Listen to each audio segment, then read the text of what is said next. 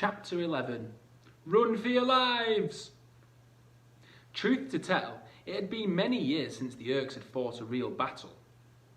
The last was the Battle of Urk Bottom, 10,067 BC, which was a famous victory over the Mumsy tribe, though only the elders could remember it.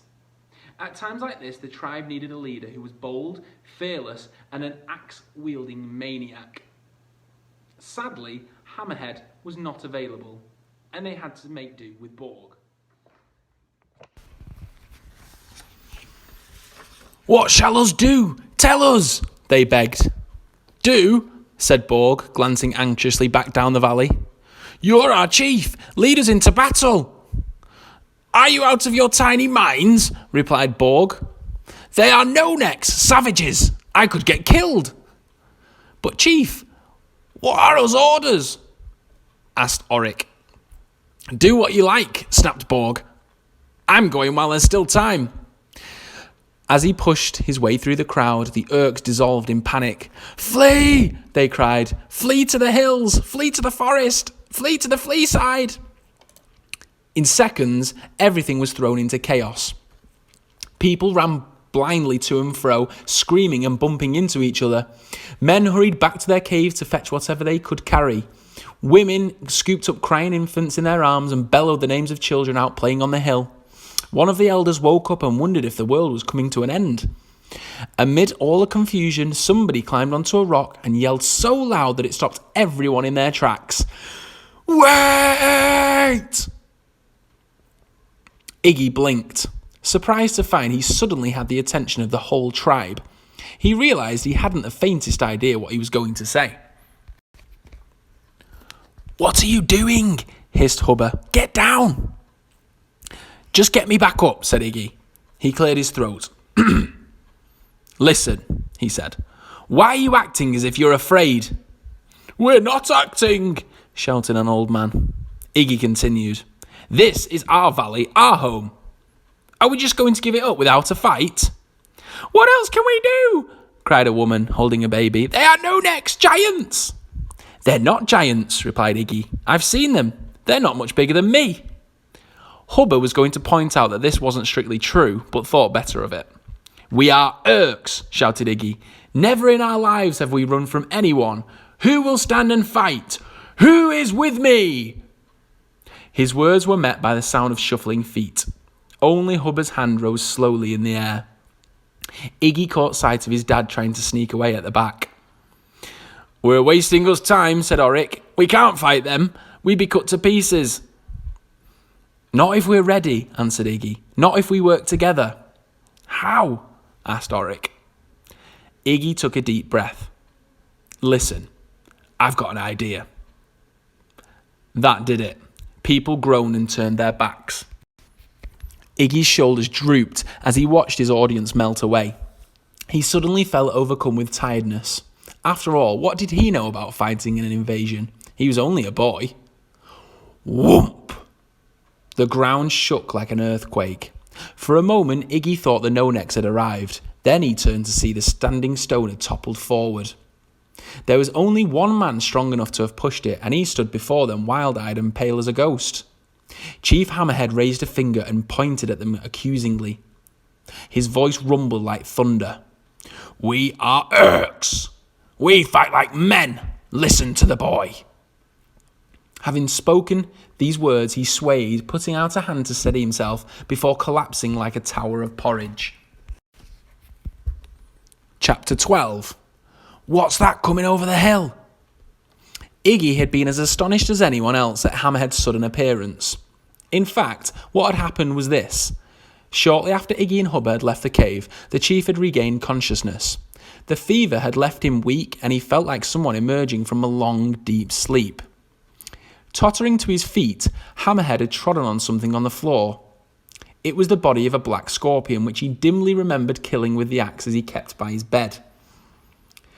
A terrible stench of dead fish filled the cave, and it made him want to get out before he threw up.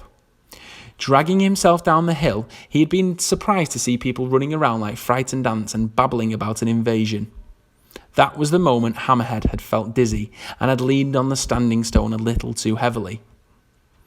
The Urks had no doubt it was a sign from the gods. The sacred stone had fallen, and their chief had appeared to them like someone back from the dead. He had spoken the words they must obey. Fight like men, listen to the boy. As a result, Iggy suddenly found he had a captive audience. The tribe hung on his every word, as if they believed he alone could save them. There was no time to be nervous or to wonder if his plan would work. He issued instructions and drew pictures in the dust. Soon men were cutting down branches and fetching bundles of furs from their caves. Women worked feverishly, threading the furs together to make what soon began to resemble a giant, furry patchwork quilt. Later that evening, as the shadows grew longer, the no-necks swarmed across the river with their spears and axes held above their heads. Crack led the way, keeping his eyes fixed on the hills above for any sign of the enemy. "Menahosha," he said. "It's quiet." "Verahosha," came the reply. Too quiet if you ask me. They stole up the hill, silent as wolves in a library. But when they reached the Urk camp, it looked deserted. Tools and flints lay abandoned on the ground, the fires were out, and nothing stirred but the cold wind. "Clug," commanded Crack, and a group hurried off to search the caves for anyone hiding. A few minutes later they were back, shaking their heads. "Scarpa," they grunted. Crack looked unconvinced. His eyes swept over the valley, watching the trees and rocks for any sign of movement. His instincts told him this was too easy. He spat on the ground, missed, and wiped his foot on the grass. Half a mile up the hill, the Urks waited in the woods, trying not to tremble too loudly. "You're sure this'll work?" whispered Iggy's dad. "Yes," said Iggy. "Hopefully." "Hopefully?" "I've never tried it before," said Iggy. "Well, only on a snake." "Dung and blood," groaned Dad, rolling his eyes. "What do you call them things?" "Glatterpults," whispered Hubba. "They're deadly." Iggy held up a hand for silence. He could hear voices. The no-necks were coming up the hill just as he'd expected. Crack wouldn't be satisfied the Urks were gone till he had searched every inch of the valley. Iggy peered out through the trees as the enemy came into view. He could hear their bone bracelets rattling like teeth. "Now?" hissed Hubba. Iggy shook his head. "Wait for my signal." He raised his hand high, then brought it swiftly down. "What's the signal?" whispered Hubba. "That was the signal." "Oh, you mean now?" "Yes, now! Now!" Fa-tang! The twang of 50 jawbone catapults firing at once was the sound the no-necks had never encountered. They halted uncertainly and looked up. Something dark rose out of the trees and into the sky. It could have been a flock of crows, but it wasn't. "Ah, oof, sugar!" The next moment they yelped and ducked as 50 donut-sized rocks came pelting down on them. Most of the no-necks dived to the ground or ran for cover, but no sooner they got to their feet than they were hit by a second bombardment as painful as the first. "Ogre flogger, Scarpa!" "The sky is falling on us, run." "Ouch, ah!" The no-necks turned and would have fled if Crack hadn't driven them back, promising he would personally split them down the middle with his axe if they gave up. They came back reluctantly, nursing their bruises and watching the sky in case it fell on them once again. Like most tribes, the no-necks believed in magic, and they didn't like the look of this magic one bit. Crack had spotted that the attack had come from the woods. He pointed his spear forward, ordering his men up the hill. "Onga!" They didn't get far. From somewhere in the trees came a noise that struck terror into their hearts, a long, drawn-out snarl like the roar of some savage beast. The advance faltered, threatening to become a retreat. Even Crack looked shaken as the ground trembled. A moment later, they saw it rise over the crest of the hill, a brown, shaggy monster as big as a house. "Mammoth!" cried the no-necks. They had seen mammoths before, but never one as ugly and misshapen as this. One tusk pointed upwards while the other seemed to be signalling left. It came over the hill, wobbling and shaking, its shaggy coat flapping like a tent.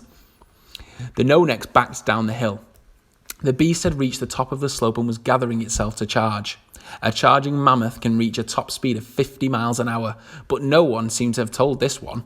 It thundered down the hill like a runaway caravan, bumping and rocking and shedding lumps of fur.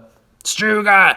yelled Crack, hurling his spear. "Scarpa!" screamed the no-necks, dropping their weapons and scattering in terror. Attack!